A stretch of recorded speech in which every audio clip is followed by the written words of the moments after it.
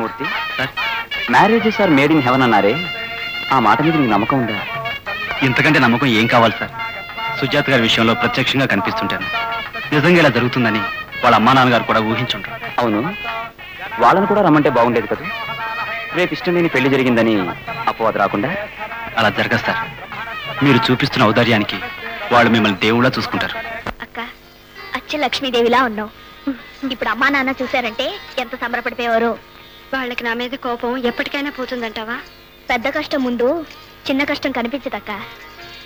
నువ్వేమో పెళ్లి చేసుకోకుండా వచ్చేసావు, నేను చేసుకుని చెప్పకుండా మరీ వచ్చేసాను. నీ సంగతి మర్చిపోయి నన్ను ఈ పాటికి తిట్టుకుంటూ ఉంటారు. లక్ష్మి, లక్ష్మి, వస్తున్నానండి. ఏమిటి పిన్ని గారు, ఒకసారి కిందకి వస్తా. కిందకి వెళ్ళి వస్తానక్క. అలాగే.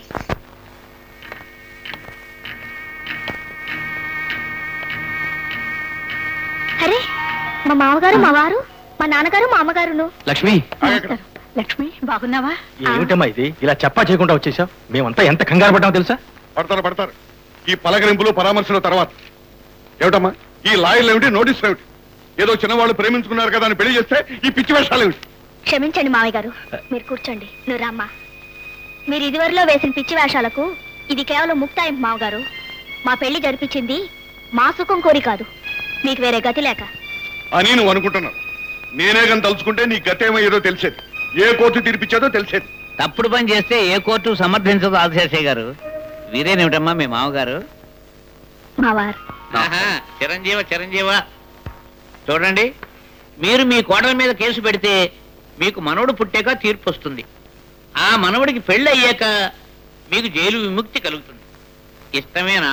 ఓహో, తమరేనేంటి మా కోడల గారి తరఫున వకీలు గారు? సరే, మీ తాడాకు చప్పులకి మేమేం బెదరం. మాకు కూడా ఆంజనేయ లాంటి లాయర్ గారు ఉన్నారు. ఇకనే మీ జాతి వారిని ఎన్నుకున్నారన్నమాట. సంతోషం, వెనక చూపుంది.